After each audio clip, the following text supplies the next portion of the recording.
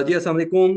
आज का जो सेशन हमारा 3D तरबियती प्रोग्राम है, जिसमें हमारे मौलम ज़ुबैर शब्बीर साहब हमें पिछले कुछ हफ़्तों से हम इस पे मेहनत करते आ रहे हैं। हमने पहला जो टॉपिक था उम्महात का, उसमें ख़वातीन के हवाले से चीज़ों को अंडरस्टैंड किया, समझा कि हमारा मुआशरे के अंदर ख़वातीन का क्या अमली किरदार हो सकता है और किस तरह से ख़वातीन एक इंतहाई अहम रोल प्ले कर सकती हैं मुआशरे की तमीर और तरक्की के अंदर, दुनिया की तरक्की के अंदर। और इसी तरह फिर हमने उसके बाद अबनाह के सेक्शन को जो है समझा कि औलाद और जो यूथ है हमारी, उनका कितना बड़ा किरदार है मुआशरे की तमीर और तरक्की के अंदर और इस दुनिया की ज़िंदगी में अपना जो अमली रोल हम प्ले कर सकते हैं, उसमें अबनां का कितना अहम किरदार है। तो उसके बाद हम रिजाल के मौज़ू के ऊपर बातचीत करते आ रहे थे ईद से पहले भी, और उसी सिलसिले को आज हम कंटिन्यू करेंगे। तो हमने अब तक का जो रिजाल यानी कि मर्दों की खसूसियात वाली जमातों का और इनफरादी शख्सियात का जो किरदार है, जिसमें हम ये समझ चुके हैं कि इनमें मर्द और ख़वातीन दोनों ही शामिल हैं, जिनके अंदर ये खसूसियात मौजूद हैं। और चंद खसूसियात को हमने ईद से पहले जो प्रोग्राम्स हैं उनमें डिस्कस किया, उनमें समझा। उनमें जैसे हालत सही में रहना रजाल की एक बहुत बड़ी खूबी है, एक बहुत बड़ी खसूसियत है कि वो मुआशरे के अंदर तगो-दो करते हैं, सही और गलत को अलग-अलग करते हैं, और जो सही काम करते हैं उनके साथ अमली तौर पर जुड़ जाते हैं, चाहे वो लीडरशिप की सतह पे हों, चाहे वो अवामी सतह के ऊपर मौजूद हों। और इसी तरह जो उनके अंदर नासहीन या नसीहत करने वालों का एक किरदार है, अपनी ज़िंदगी को बचाना, दूसरों की ज़िंदगी को बचाने का एक जो फैक्टर है, वो बहुत अहमियत का हामिल है। तो इसी तरह आज हम मज़ीद जो खसूसियात हैं, जो रज्जाल के हवाले से कुरान पाक में अहम मौज़ू के तौर पर पेश की गई हैं, उनको आज हम ज़ुबैर भाई के साथ मिलके समझेंगे। और उसके हवाले से ही आज का जो हमारा प्रोग्राम है कि हम सब अपनी शख़्सी तरबियत और अपनी इज्तिमाई जो ज़िम्मेदारियाँ, उनको समझने में हमें मज़ीद आसानी मिलेगी। तो आज का जो हमारा प्रोग्राम है, उसको हम स्टार्ट करते हैं। अस्सलाम वालेकुम ज़ुबैर भाई। जी, वालेकुम सलाम रहमतुल्लाहि व बरकातहू जी। कैसे हैं आप फराज जी, भाई, ज़ुबैर खैरियत भाई, से हैं? पहले तो बहुत शुक्रिया आपका। हम इस सिलसिले को दोबारा आज जोड़ जोड़ रहे हैं और मज़ीद आगे लेके चल रहे हैं। तो आज जो हमारा बेसिकली मौज़ू है कि वो कौन से ऐसे असूल हैं, जिस पर अमल करने से कोई भी इंसान, चाहे वो मर्द है, चाहे वो ख़ातून है, अपने मुआशरे और अपनी कौम के लिए एक फ़ायदेमंद शख्सियत बन सकते हों। तो ये बेसिकली आज का जी हमारा टॉपिक है।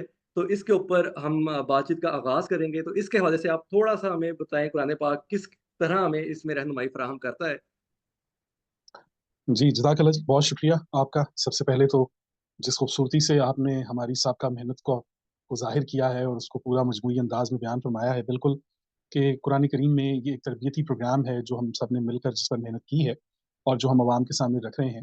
ये कुरान का एक 3D प्रोग्राम है, 3 डायमेंशनल प्रोग्राम कि जिसकी बुनियाद जो है वो उम्महात हैं और फिर जिसकी मेहनत जो है वो अबनाह हैं और फिर जिसका नतीजा जो है, जो रिज़ल्ट है वो रिजाल। और रिजाल के ऊपर जो हमारी गुफ्तगू हो रही है वो बड़ी ही खूबसूरत अब एक मरहले में दाखिल हो रही है कि पहले हमने ये बताया था कि रिजाल कौन होते हैं, किस तरह होते हैं और फिर उनकी हमने कैटेगरीज़ बताई थी कि कैसे दाबा से रज्जाल तक का ये सफ़र जो है, ये कुरान करीम हमें करवाता है। और उसके बाद अब रज्जाल के बाद हम दाखिल हुए थे रज्जाल ही के फ़ेज़ में मोमिनीन के, कि रज्जाल के बाद अब मोमिन हैं और फिर मोमिन जब वो हैं मुशाहिद की कैटेगरी में जब जाते हैं तो फिर क्या होता है। तो उसी तरीके से हम रिजाल को आज बयान करने के लिए कि क्योंकि माशरे के अंदर फ़िलहाल एक बहुत बड़ी बुनियादी बात मैं आप लोगों के सामने रखना चाहता हूँ और वो ये है कि देखिए, आज के दौर में और कई कई सदियों से हम हमारा तरीक़ाकार ये है कि किसी भी कौम, माशरे, औलाद, नस्ल को अ, बदलने के लिए, उनके अंदर उनको चेंज करने के लिए, हमने हमेशा निफ़ाज़ पर ज़ोर दिया है। हम ये कहते हैं कि एक ऐसा निज़ाम आ जाए, एक ऐसा सिस्टम आ जाए कि जिसके ज़रिए हम कोई चीज़ किसी पर नाफ़िज़ करें।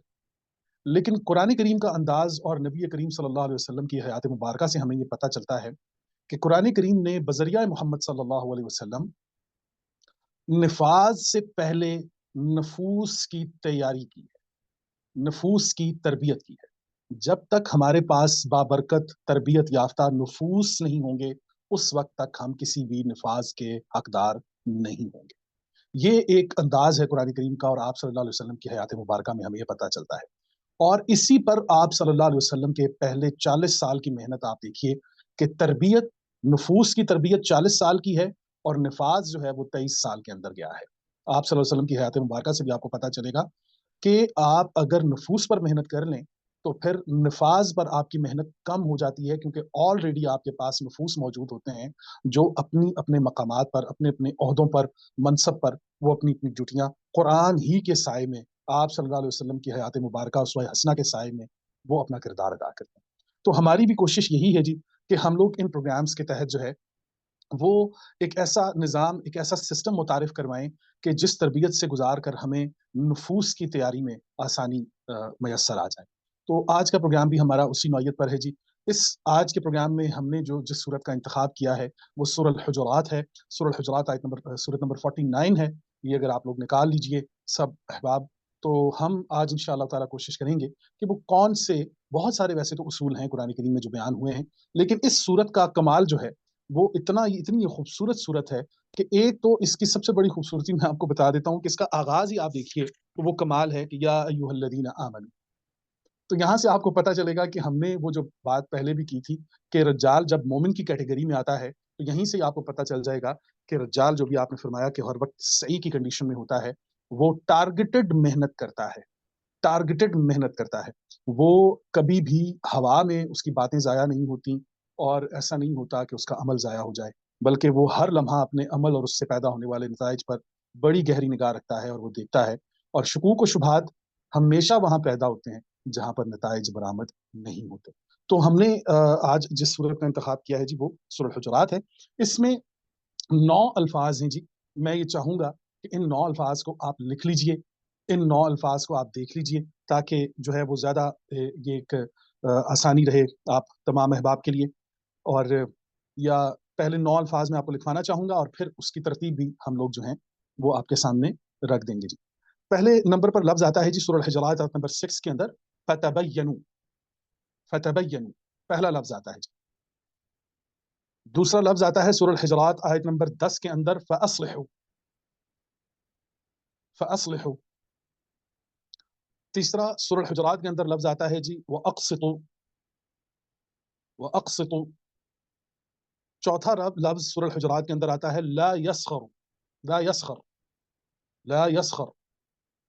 پانچواں لفظ آتا ہے جی لا تلمزوا،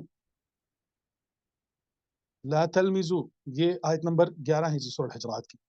سورہ الحجرات کی آیت نمبر 11 میں ہی آتا ہے لا تنابزوا، لا تنابزوا۔ سورہ الحجرات کے اندر آیت نمبر 12 میں آتا ہے سوء الظن۔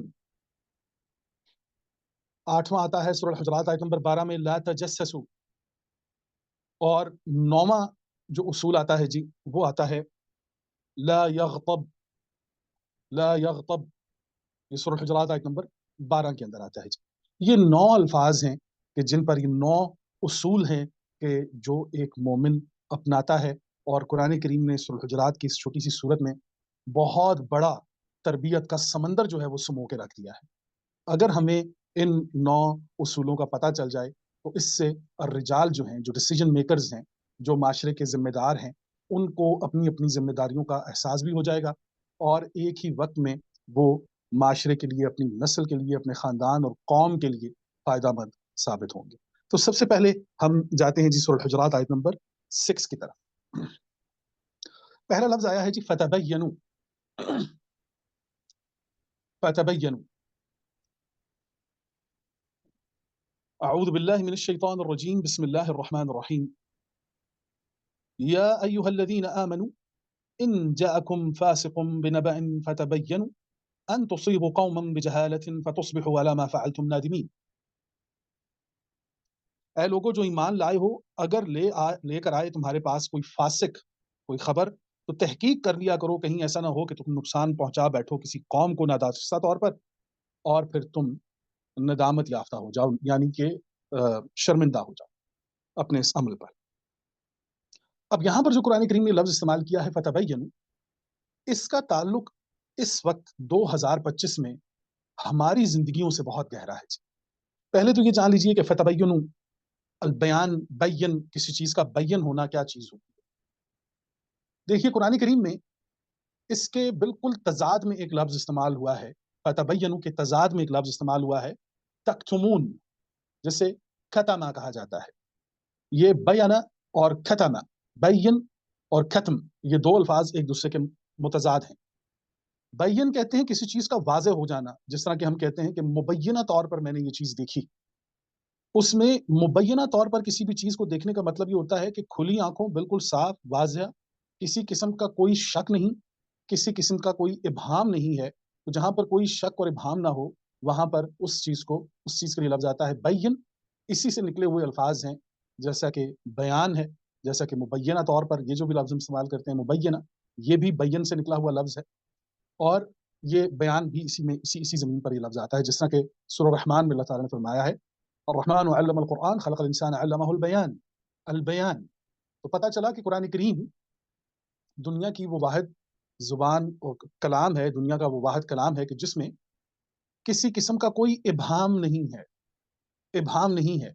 तो ये बात ज़हन में रखिए कि अगर मेरी किसी गुफ्तगू से आप किसी उलझन का शिकार होते हैं या आप किसी परेशानी में मुब्तला होते हैं, तो ये मेरी अक्ल की कमी या मेरी तहकीक की कमी हो सकती है या मेरी कम इल्मी हो सकती है। लेकिन जहाँ तक कुरान करीम की बात है, तो कुरान करीम के अंदर तिबयान ही तिबयान है, वज़ाहत ही वज़ाहत है। हर चीज़ मुबय्यना तौर पर, बैयन तौर पर पेश की गई है। हाँ, ये हमारी बहुत बड़ी कमज़ोरी या बदकिस्मती समझिए कि हमने इस कुरान करीम को, पहली बात ये कि जो समझदार हैं, उन्होंने कुरान करीम को इतनी तावीलात दी, इतनी तावीलात दी, इतनी तावीलात दी कि वो आसान बात हमारे लिए मुश्किल हो गई। और फिर उसको हम मुश्किल तरीन फ़लसफ़े के अंदर बयान करना शुरू हो गए कि एक आम इंसान को ये एहसास होना ही ख़त्म हो गया कि ये किताब मेरी किताब है, ये किताब मेरे लिए नाज़िल हुई है। बल्कि यूँ महसूस होता है कि जैसे ये किताब ख़वास के लिए है।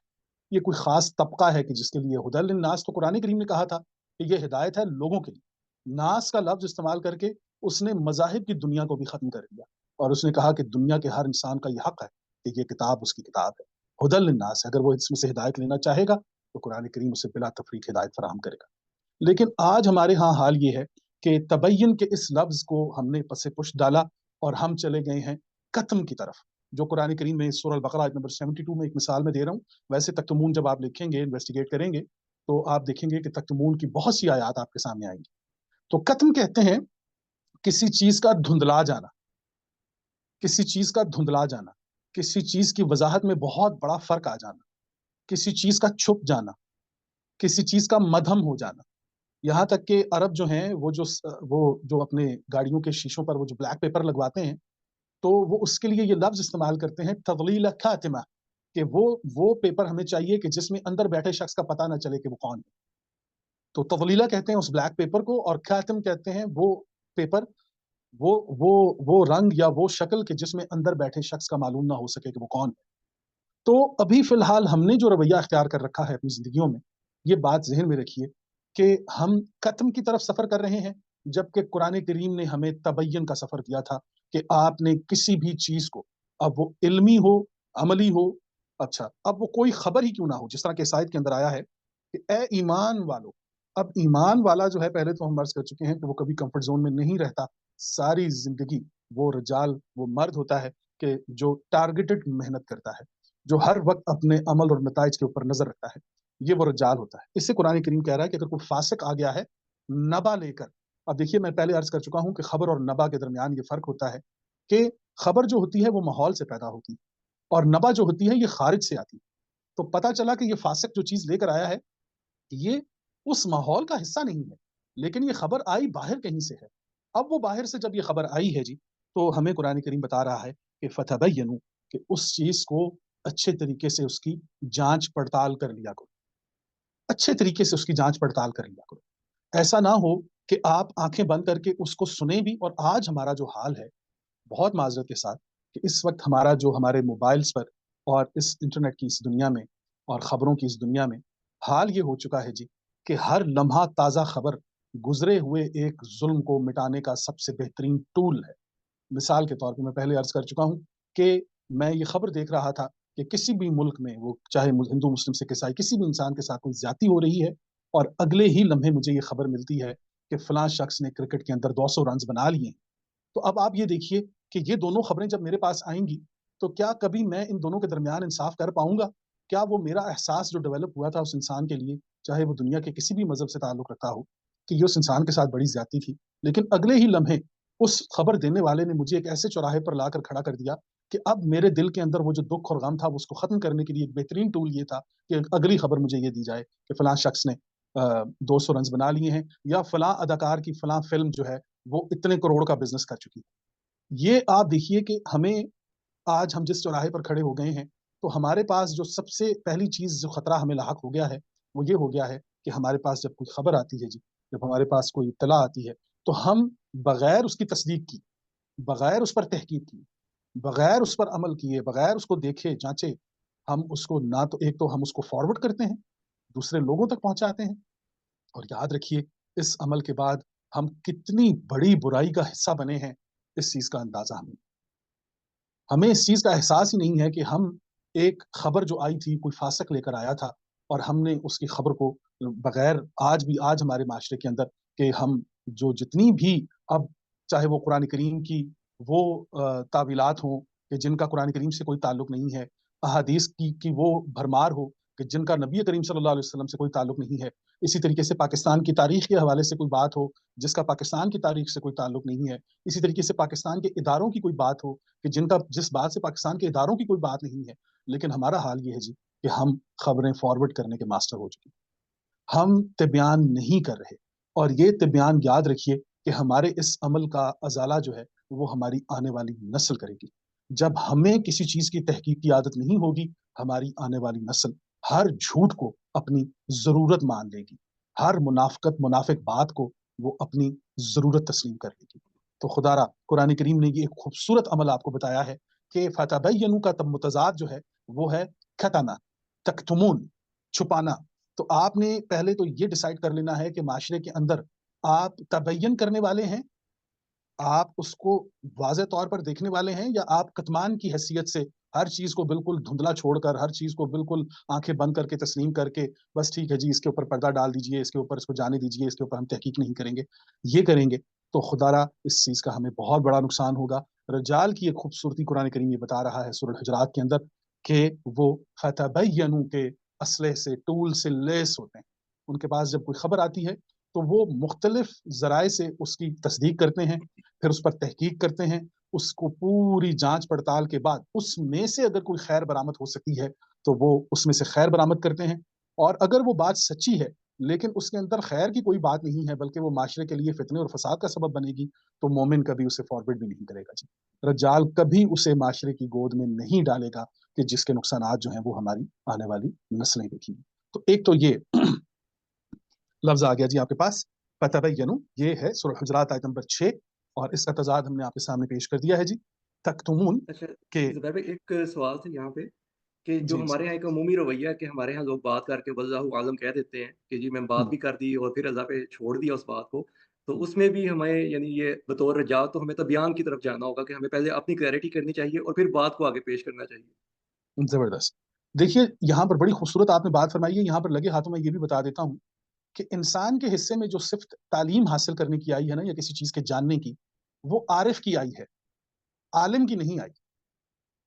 یہ جو عالم کا لفظ ہم استعمال کرتے ہیں یہ اللہ کی 99 صفات میں سے ایک نام ہے، علماء کا اعزاز خدا کا دیا ہوا ہے، لیکن ایز اے انسان جو ہم یہ جو بات کر رہے ہوتے ہیں یہ لفظ ہمارے لیے جو قرآن کریم نے لفظ استعمال کیا ہے کما یعرفون ابناءہم، یہ ان آیات کو ایسے پہچانتے ہیں، اس قرآن کو ایسے جیسے اپنی اولاد کو پہچانتے ہیں۔ ایک انسان عارف ہو سکتا ہے، عالم نہیں ہو سکتا۔ عالم اور عارف میں کیا فرق ہوتا ہے؟ عارف قرآن کریم کے اندر جہاں پر لفظ آئے گا معرفت، حالانکہ وہ تو اللہ عارف بھی ہے، عالم بھی ہے، لیکن عارف انسان کے لیے ہے کیونکہ یہ جزوی جو انفارمیشن رکھتا ہے کسی بھی چیز کے بارے میں، اس کے پاس جزوی علم ہوتا ہے، لیکن جو علیم ہوتا ہے، جو عالم ہوتا ہے، وہ کلی علم اس کے پاس ہوتا ہے۔ اس لیے اللہ نے اپنے آپ کو علیم کہا ہے، علیم کہا ہے، ہم جو ہیں وہ عارف ہیں۔ تو ہمیں یہ کرنا چاہیے کہ ہم جب یہ لفظ استعمال کرتے ہیں واللہ اعلم، تو آپ کو انا عارف کے معیار پر یا انا عارف کے مقام پر آنا ہوگا۔ آپ عارف ہیں، آپ نے اپنی طرف سے پوری تحقیق کر لی ہے، تبین کر لیا ہے، تو پھر آپ یہ لفظ کہنے کے حقدار ہیں کہ واللہ اعلم۔ آپ اپنے طور پر جزوی جو جتنی تحقیق آپ کر سکتے تھے وہ آپ نے اس پر کی ہے ایز اے عارف، اور اب آپ نے اسے آگے کنوے کیا ہے اللہ کی طرف، تو آپ وہاں پر یہ فرما رہے ہیں کہ واللہ اعلم۔ تو ہمیں یہ دیکھنا ہوگا کہ ہم کس مقام پر ہیں۔ جب تک ہم عارف کے مقام پر رہیں گے ہمارے علم میں اضافہ ہوتا چلا جائے گا، اللہ ہم پر کرم فرماتا چلا جائے گا۔ لیکن جہاں کہیں اگر مجھے کسی بھی انسان کو استغفر اللہ یہ گمان گزرے کہ میں عالم ہو چکا ہوں اور یہ میں کلی چیز اس کو جان چکا ہوں، تو یہ معاشرے کے لیے بہت ہی خطرناک بات ہے۔ میں عرض کر چکا ہوں کہ 99 ناموں میں اللہ عالم ہے، علیم ہے، تو وہ علیم ہے تو وہ پھر سب کلی طور پر وہ جانتا ہے۔ انسان کلی طور پر آج تک کسی انسان کا یہ دعویٰ نہیں ہے کہ वो किसी भी शय को कुल्ली तौर पर जान पाया है। हर इंसान ने अपनी जुज़वी ज़िंदगी के अंदर जुज़वी इल्म हासिल किया है। तो ये बिल्कुल ये बिल्कुल आपकी बात को मैं एंडोर्स करता हूँ कि हमें किसी भी खबर के बाद, तिबयान के बाद आरिफ के मकाम पर आकर ये कहना होगा कि वल्लाहु आलम। जी, बिस्मिल्लाह। जी, बहुत शुक्रिया ज़ुबैर भाई। एक इसमें चीज़ और थोड़ी-सी वज़ाहत अगर आप कर दें कि अमूमी तौर पर जब भी कोई खबर आती है, ज़ाहिर-सी बात है उसमें कुछ बावसूख ज़राए भी होते हैं, कुछ गैर मुसद्दक़ा ज़राए भी होते हैं। तो कुरान पाक तो फ़ासिक की बात कर रहा है, तो ये किस तरह से हम आम तौर पर अपनी रोज़मर्रा ज़िंदगी में इस चीज़ को आइडेंटिफ़ाई कर सकते हैं या किन बुनियादों पे हमें आइडेंटिफ़ाई करना चाहिए इसको? जी। अब आप ये देखिए कि इसकी एक मिसाल छोटी-सी मैं आपके सामने रखता हूँ कि कुरान करीम में सूरह कहफ के अंदर एक जगह, एक मकाम आता है कि जहाँ पर हज़रत मूसा अलैहिस्सलाम जो हैं, हज़रत खिज़र, वो दोनों इकट्ठे हैं। तो हज़रत खिज़र ने कश्ती में सुराख कर दिया है। अब जो सुनने वाले हैं जी, या देखने वाले हैं, उनके लिए तो ये काम बड़ा तख़रीबी है। अब ये एक तख़रीबी खबर है। लेकिन पता ये चला कि इस तख़रीबी बात के अंदर तामीरी बात ये थी कि उस छोटे से सुराख के ज़रिए कश्ती महफ़ूज़ करना थी। उस बंदे के रोज़गार को महफ़ूज़ करना था। अब मिसाल, इसकी दूसरी मिसाल यूँ ले लीजिए कि मैं अपने घर में बैठा हुआ हूँ, मेरी गाड़ी जो है वो बाहर खड़ी है, तो मेरा एक दोस्त आया है और उसे ये पता चल चुका है कि आगे जो है वो रोड खराब हो चुका है, या मेरी गाड़ी की जो ब्रेक है उसमें से ऑयल निकल कर, मेरा जो ब्रेक ऑयल है वो निकल चुका है मेरी गाड़ी में से, जिसका मुझे इल्म नहीं है, और वो मेरे टायर को पंक्चर कर जाता है, उसकी हवा निकाल देता है। अब देखने वाले इंसान के लिए ये जो टायर में से हवा निकाल रहा था और सीसीटीवी कैमरे से उसने देख लिया, तो उस इंसान ने तो उसको मुजरिम हरकत करते हुए पाया। लेकिन उसने तहकीक के बाद उसे ये पता चला कि ये तो जनाब एक खैर के अमल में इंसान ये मुब्तला था, और उसे ये पता चला कि ये जो ब्रेक ऑयल इस गाड़ी का निकल चुका है, ये बंदा जब निकलेगा, गाड़ी सेल्फ मारेगा, चलाएगा, आगे जाकर जब ये ब्रेक लगाएगा तो उसकी ब्रेक लगेगी नहीं, इसका एक्सीडेंट हो जाएगा। तो इसका बेहतरीन तरीका ये है कि इसके टायर की हवा निकाल दी जाए, और जब तक ये टायर की हवा इसको निकालेगा, ये देख लेगा कि टायर, गाड़ी के नीचे से ऑयल निकल रहा है। तो बात करने का मकसद सिर्फ ये है जी कि जब हमें कोई बंदा कहता है कि बावसूख ज़राए से हमें ये पता चला, तो ये ज़हन में रखिए कि एक तो ये ऐनक उसकी अपनी है जिसे वो बावसूख ज़राया कह रहा है। दूसरा, उसका देखने का अंदाज़, आप हमारे जितना भी मीडिया का पूरा एक सिस्टम है पाकिस्तान में, जितने चैनल्स हैं, मैं 5 बड़े चैनल्स कोई भी आप ले लीजिए। अब आप देख लीजिए कि उनकी व्यूवरशिप जितनी भी है, वो व्यूवरशिप भी मुनक़सिम है, मुतफ़र्रिक़ है। जियो न्यूज़ का जो व्यूअर है वो एआरवाई को नहीं देखता। इसी तरीके से उसके अलावा दूसरे जो लोग हैं, हर इंसान ने अपनी-अपनी फ़िक्र के मुताबिक एक टीवी चैनल चूज़ कर लिया है कि जिसके मुताबिक उसे ये लगता है कि ये बंदा जो बात करेगा, वो सच्ची करेगा। और पता ये चला कि ये अब जो हमारे पास जो खबर लेने का तरीका आ गया है, वो है एल्गोरिदम। और पता चला कि एल्गोरिदम जो है, ये एक ऐसा टूल है कि इंटरनेट के ऊपर जिस चीज़ की मैं तलाश कर रहा हूँ, एल्गोरिदम मुझे उससे रिलेवेंट, उससे जुड़ी हुई तमाम खबरें दे सकता है। मैंने क्रिकेट को सर्च किया तो उसने 10 लाख मेरे सामने वीडियोज़ लाकर खड़ी कर दी। मैंने गाने देखे तो 10 लाख गाने आ गए। मैंने एक आयत सर्च की तो 10 लाख आयतें आ गईं। तो पता चला कि एल्गोरिदम के पास भी हलाल और हराम के दरमियान तमीज़ करने की सलाहियत मौजूद नहीं है। उसके पास हक़ व बातिल के दरमियान तमीज़ करने की सलाहियत मौजूद नहीं है। तो वो अपने एल्गोरिदम के मुताबिक में तो आपको सच्चा दिखाई दे रहा है कि वो बड़ा अच्छा जी, ज़बरदस्त, मैंने तो एक आयत निकाली है इसको, क्योंकि वो एल्गोरिदम के मुताबिक वो चीज़ चल रही है। लेकिन वो ये नहीं जानता कि ये हक़ पर मबनी है या हक़ पर मबनी नहीं है। मेरी आवाज़ ब्रेक हो रही है जी? आपके पास साफ? जी, आवाज़ क्लियर है। शहज़ाद साहब आप काइंडली अपना कनेक्शन चेक कीजिएगा, आवाज़ बिल्कुल क्लियर आ रही है। जी। तो फराज़ भाई, मेरी अर्ज़ ये है मेरी तरफ से कि हमारे पास जब भी कोई खबर आए, सबसे पहले मेरी ये दरख़्वास्त है अपने तमाम रिजाल से, जितने भी हमारे मेंबर्स हैं और जितने भी हमें सुनने वाले हैं, कि एक तो पहली बात ये है कि आपने उस पर फ़ौरन रिएक्शन नहीं देना। कम अज़ कम उस खबर को आप 6 घंटे से ज़्यादा का टाइम दें, ताकि आपको ये पता चले, उस पर आपको सोचने का मौका मिले, एक बात। 6 घंटे का टाइम दीजिए, उसके बाद आप उसके अलावा 3 और ज़राए इस्तेमाल करें। जैसा कि अल्लाह ताला ने आपको कुरान करीम में बहुत सी जगह पर ये फरमाया है, क्या इनकी आँखें नहीं हैं? क्या इनके कान नहीं हैं? क्या इनके दिल नहीं हैं? क्या इनकी अक्ल नहीं है? क्या ये बसीरत नहीं रखते? ये तमाम तो टूल्स जो अल्लाह ताला हमें दे रहा है। तो बेसिकली कुरान करीम में अल्लाह ताला ने ये फरमाया है कि आप किसी भी चीज़ को देख रहे हैं, तो वो चीज़ जो है वो आप उसको, मुमकिन है कि वो वैसी ना हो जिसे आप देख रहे हैं। और इसकी एक मिसाल मैं आपको दे देता हूँ ताकि मज़ीद बात वाज़ेह हो जाए। हमारे यहाँ एक लफ्ज़ इस्तेमाल होता है सहर, जिसे जादू कहा जाता है, जादू कहा जाता है। अब हज़रत मूसा अलैहिस्सलाम और फ़िरौन के दरबार की जब बात आती है, तो वहाँ पर कुरान करीम ने बताया है कि सहरु अयुनन्नास, کہ انہوں نے لوگوں کی آنکھوں پر سحر کر دیا. یخیلہم، انہیں خیال گزرا کہ یہ رسیاں ہیں اور وہ جو بھاگ رہی ہیں ان کو خیال گزرا ہے. تو پتا چلا کہ قرآن کریم نے یہ بتایا ہے کہ سینسز میں سے آپ کی 6 سینسز ہیں، 5 سینسز ہیں، ان میں سے ایک سینس جب آپ استعمال کریں گے اور باقی سینسز آپ کی ایبسنٹ ہو جائیں گی تو آپ مسحور حالت کے اندر چلے جائیں گے. آج بھی دنیا میں قرآن کریم نے یہ ایک رول آپ کو بتا دیا ہے کہ مسحور حالت یہ ہوتی ہے کہ آپ آنکھوں سے دیکھ رہے ہیں لیکن آپ کانوں سے یا عقل سے یا دل سے کام نہیں لے رہے. آپ کسی چیز کی طرف دل سے مائل ہوئے ہیں لیکن آپ کی عقل اس کو ڈینائی کر رہی ہے. آپ سن رہے ہیں لیکن جب آپ نے دیکھا ہے تو حقیقت کچھ اور نکلی ہے. اب قرآن کریم نے وہاں پر یہ بتا دیا ہے کہ سحر و عیون الناس، مطلب انہوں نے ایک سینس کے اوپر جو ہے ان لوگوں کو دھوکہ دے دیا، وہ مسحور ہو گئے وہ سارے. ان میں سے کوئی بھی شخص اگر آگے بڑھتا ان رسیوں کو اٹھاتا تو وہ دیکھ لیتا، کیونکہ لمس کی سینس جو ہے، ٹچ کرنے کی سینس ان کو بتا دیتی کہ یہ تو رسیاں ہیں جناب، جن کی آنکھیں ہماری آنکھیں جو ہمیں دکھا رہی تھیں. تو پتہ چلا کہ سینسز میں سے جب کوئی ایک چیز ایبسنٹ ہوتی ہے تو انسان مسحور حالت کے اندر چلا جاتا ہے. تو آج ہمارا میڈیا جو ہے، یہ ذہن میں رکھیے کہ ہماری آنکھوں یا ہماری کانوں کے ذریعے ہماری 2 سینسز کو وہ الرٹ کرتا ہے، باقی سینسز کو ختم کرتا ہے اور ہم ایک مسحور حالت کے اندر اس کے سامنے بیٹھ جاتے ہیں. جو سن رہے ہوتے ہیں ہمیں یہ لگتا ہے کہ ایسا ہی ہے، ایسا ہی جو ہمیں دکھایا گیا ہے یہ ایسا ہی ہے. تو یہ یاد رکھیے، مومن ہمیشہ اپنی ساری سینسز کو الرٹ کر کے پریزنٹ کر کے بیٹھتا ہے. وہ کبھی ایسا نہیں کرتا کہ کسی ایک سینس کو استعمال کر کے باقی سینسز کو ایبسنٹ کرے. تو ہمیں طبیان کے لیے اپنی تمام تر سینسز کو الرٹ کرنا ہوگا تاکہ ہم زندگی میں کہیں بھی مسحور حالت کے اندر نہ جائیں. اس کی ایک اور مثال بھی میں دے دیتا ہوں کہ ہمارے ہاں جو ٹیچرز ہیں، اب وہ چاہے اسکولس کے ہیں اور پروفیسرز ہیں اور لیکچرارز ہیں، ہمارے ہاں مدارس کے علماء ہیں، یہ جو ہمارے ہاں کہا جاتا ہے جنہیں، اساتذہ ہیں، معلمین ہیں. تو ان کے ہاں بھی آپ یہ دیکھ لیجئے کہ اگر ان کو بھی یہ سمجھ آ جائے کہ ہم نے تعلیم کا فروغ جو ہے وہ طبیان پر مبنی ہوگا، وہ کتمان پر مبنی نہیں ہوگا.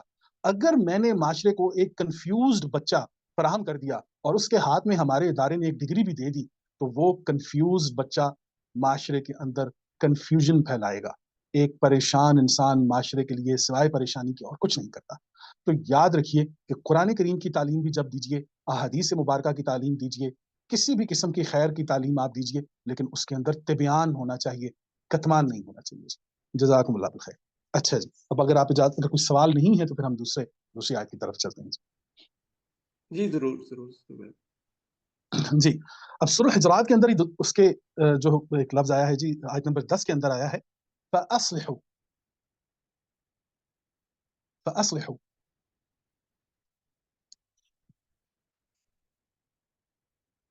جی آیت ہے. میں نے عرض کیا کہ اس میں مومنین، مومنون کا لفظ بہت زیادہ استعمال ہوا ہے.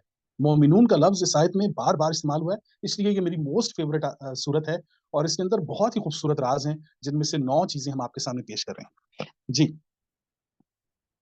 آیت آتی ہے جی، اعوذ باللہ من الشیطان الرجیم، بسم اللہ الرحمن الرحیم، انما المؤمنون اخوة فاصلحوا بین اخویکم واتقوا اللہ لعلکم ترحمون.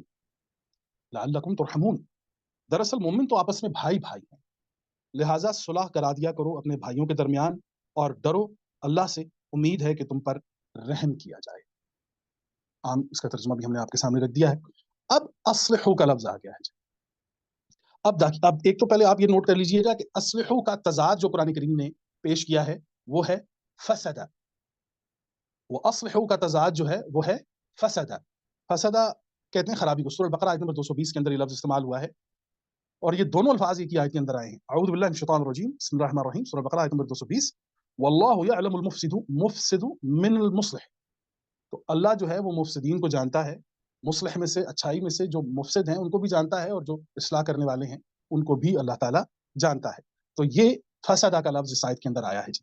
اب دیکھیے 2 الفاظ آپ کے سامنے آ گئے ہیں، 2 الفاظ، فاصلحوا اصلاح کرو، اور دوسرا لفظ آیا ہے فسدہ.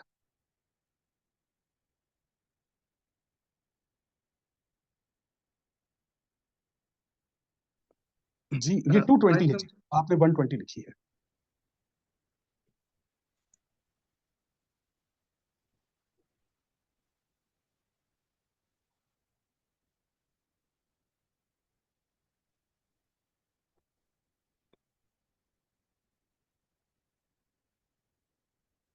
جی واللہ یعلم المفسد من المصلح. جی मेरी आंखें भी थोड़ी सी वो, इसने इतना वो साफ मुझे दिखाई नहीं देता जी। एनी हाउ, ये आयत आपके सामने आ गई है जी, फअस्लिहु, और इसका तजाद जो कुरान करीम ने पेश किया है वो है फसदा। फसदा, तो यहाँ पर एक चीज मैं आपके सामने रखना चाहता हूँ कि यहाँ पर मोमिन को जो उसकी खूबियों में से एक खूबी, बड़ी खूबी ये बताई गई है, एक बड़ा उसूल, कि जिसके जरिए वो माशरे के अंदर एक खूबसूरती पैदा कर सकता है, इखलाक पैदा कर सकता है, किरदार पैदा कर सकता है अपनी नस्ल के अंदर, अपनी कौम के अंदर। ये एक खूबसूरत खूबसूरत तरीका ये है कि फ़अस्लिहु, अगर आपके भाइयों में आपस में किसी किस्म का कोई रंजिश, कोई कोई ऐसी बात आ गई है, तो आपने उसमें इस्लाह फरमानी, इस्लाही बात करनी। तो याद रखिए, मैं शुरू से हम लोग ये अर्ज कर रहे हैं आपके सामने कि मोमिन की पहचान ये है कि मोमिन शर में से खैर पैदा करने की सलाहियत रखता है, शर में से खैर पैदा करने की सलाहियत रखता है। वो आपने देखा होगा सूरह यूसुफ के अंदर, जब हजरत यूसुफ के भाइयों ने, जब दूसरी दफा उनके भाई भी आए और भाई को रोक लिया गया जिस तरीके कार से, तो उन्होंने कहा कि ये भाई जो है, इसने जो बर्तन चोरी किया है बादशाह का, इसका एक भाई था यूसुफ, वो भी ऐसा ही था। उनके ये अल्फाज सुने हजरत यूसुफ अलैहिस्सलाम ने, लेकिन कुरान करीम वहां बताता है कि उन्होंने उनकी वो बात सुनकर अनसुनी कर। तो पता चला कि मोमिन जो है, उसकी एक खूबसूरती ये होती है कि वो अपने कानों से भी अगर कोई शर की बात सुनता है, कोई बुराई सुनता है, तो वो उसे अनसुनी कर देता है। तो हमें भी अपनी जिंदगियों में बहुत से रिश्तों को बचाने के लिए बहुत से मामलात पर अनसुनी करनी चाहिए, ताकि हमारे रिश्ते बचे रहें। इस्लाह करनी चाहिए जी। अब इस्लाह के इस लफ्ज में आपको सल का आंसर मिलेगा। याद रखिए कि पूरा कुरान करीम जिस बुनियाद पर खड़ा हुआ है, जिस बुनियाद पर खड़ा हुआ है, वो सल की बुनियाद है, वो जुड़ने की बुनियाद है, वो तहर्रुक की बुनियाद है, वो इज्तमाइयत की बुनियाद है, वो मिलने की बुनियाद है, एक होने की बुनियाद है। जहां पर आपको सल का, स्वाद और लाम का लफ्ज मिलेगा, वहां पर आपको वसल मिलेगा, मिलना मिलेगा, एक होना मिलेगा, और इस एक होने में तहर्रुक मिलेगी, तहरीक मिलेगी, इसमें हरकत मिलेगी आपको। तो यहाँ पर अस्लहू के लफ्ज में भी आपको सल का लफ्ज मिलेगा, आपको सलात के लफ्ज में सल का मिलेगा, आपको सलाह के लफ्ज में, सलाहियत के लफ्ज में भी सल मिलेगा। आप जहां जहां देखिए, कुरान करीम का अंदाज ये है कि कुरान करीम बहुत बड़ी, इस किताब, जो कुरान करीम ये किताब है, इसको जब वो समेट कर लाता है तो एक सूरत में लाता है, फिर उसे समेटता है तो फिर एक आयत के अंदर लाता है, उसे समेटता है तो एक लफ्ज के अंदर लाता है, उसे समेटता है तो एक मादे के अंदर लाता है। मादे जो है वो पहले 4 हरूफ पर मबनी भी थे, फिर 3 हरफों पर मजीद उस पर काम होता आया। अब फिर ये करता है कि उन हरूफ को तोड़ता है, वो मादा जो 3 हरफों पर है, फिर उसे 2 हरफों पर ले जाता है, फिर 2 हरफों से समेट कर वो एक हर्फ पर ले आता है, जिसे वो हरूफ मुक़त्ताआत कहता है। यूं ये याद रखिए कि ये पूरी किताब कोडिंग में कंप्रेस होती हुई एक वर्ड के अंदर आ जाती है, एक वर्ड के अंदर आ जाती है। तो ये सल्लू के मादे पर, या सलाह के मादे पर, या सिला के मादे पर, या सलूत के मादे पर, या जितने भी ये मादे हैं, इनमें जहां पर आपको 2 हरफों का सल मिलेगा, जिससे कुरान करीम ने बयान फरमाया है, इन्ना अअतैनाकल कौसर फसल्लि लिरब्बिका वनहर।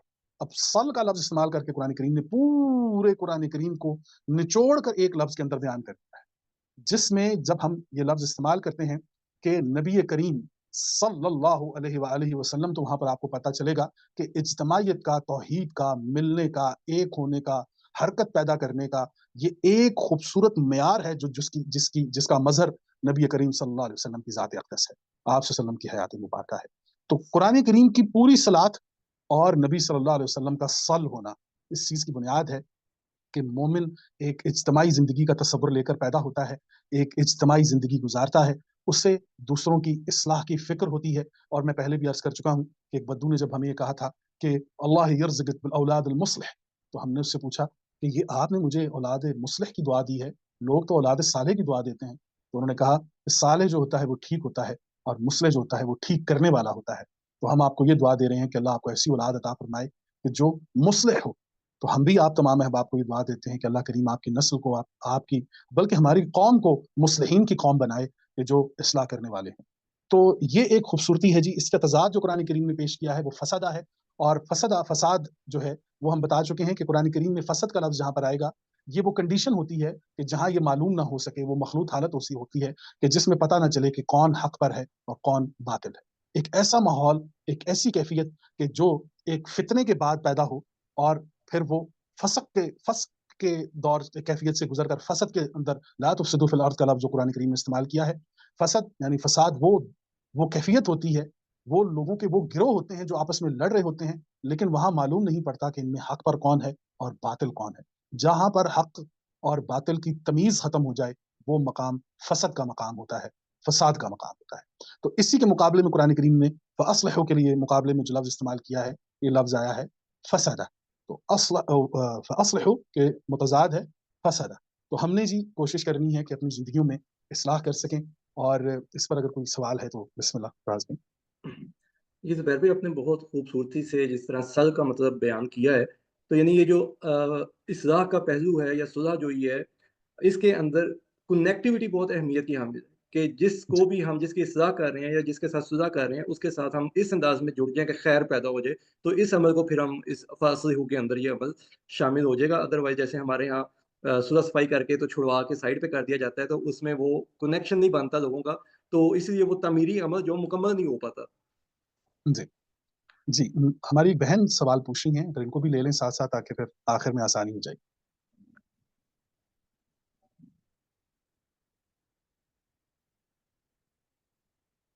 جی بالکل، ہم اس ٹاپک کے حوالے سے سوال بھی ساتھ ساتھ لیتے ہیں تاکہ ہم اس اہم موضوع کے اوپر ہم ایک ایک لفظ کے اوپر بات کرتے ہوئے آگے چلتے جائیں گے، اور ہمارے سیشنز اس میں آج کے نہیں بلکہ آئندہ والے سیشن بھی اس کے اندر ہم لے کر آتے جائیں گے۔ جی مسز طاہرہ کا شاید کوشچن تھا میرا خیال ہے۔ جی جی، آپ ان میوٹ کر سکتی ہیں جی خود کو۔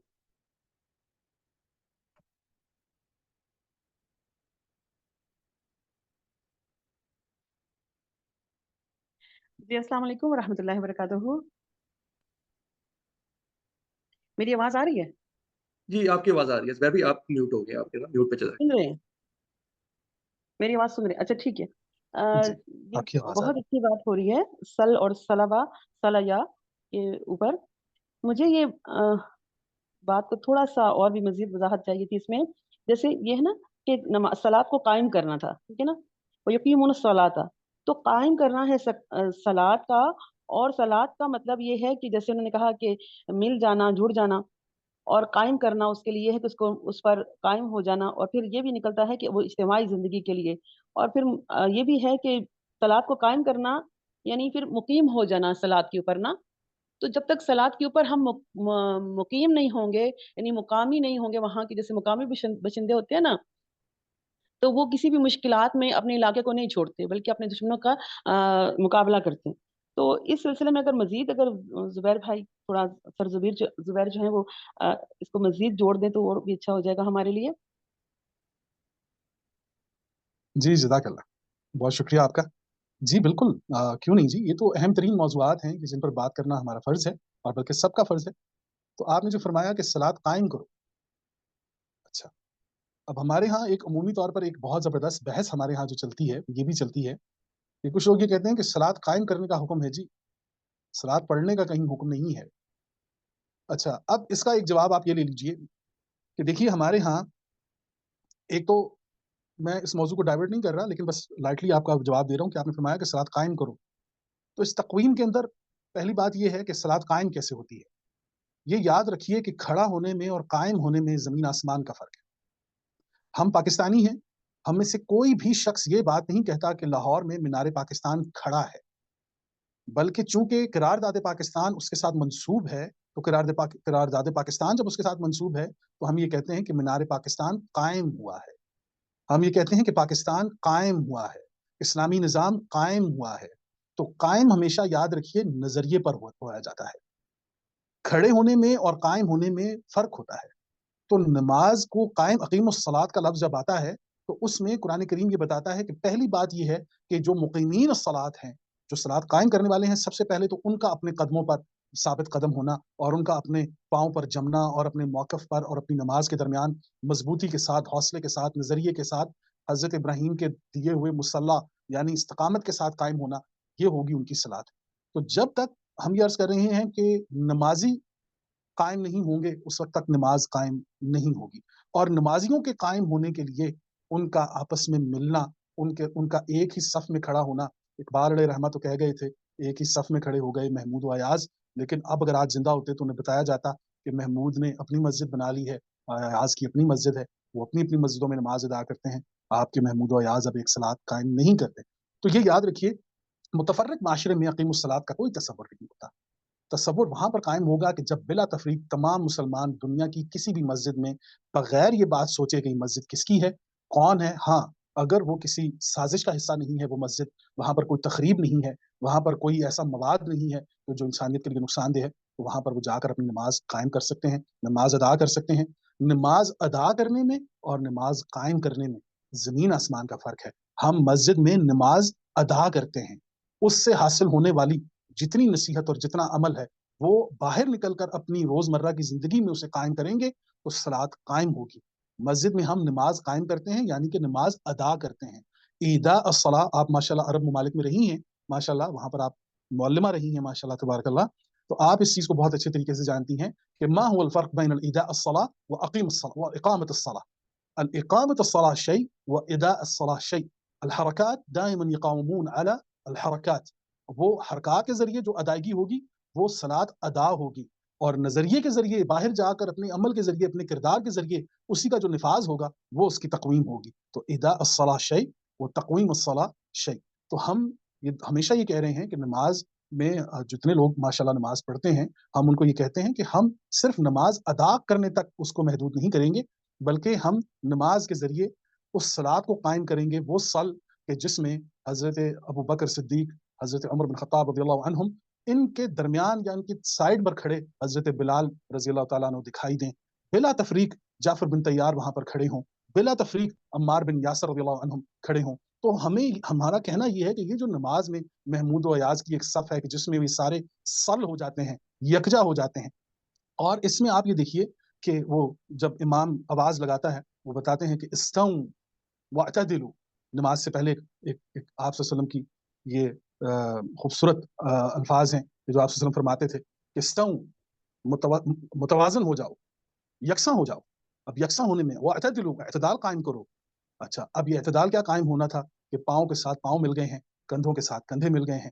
पाँव के साथ पाँव मिलाने का मकसद ये है कि अपने साथ खड़े हुए इंसान को अपना हमसफर बना लें, उसको अपना हमकदम करें, उसमें बिला तफरीक एक गरीब मुतवसत इंसान को बिला झिझक पहली सफ में खड़ी होने की इजाजत हो, और है भी अल्हम्दुलिल्लाह।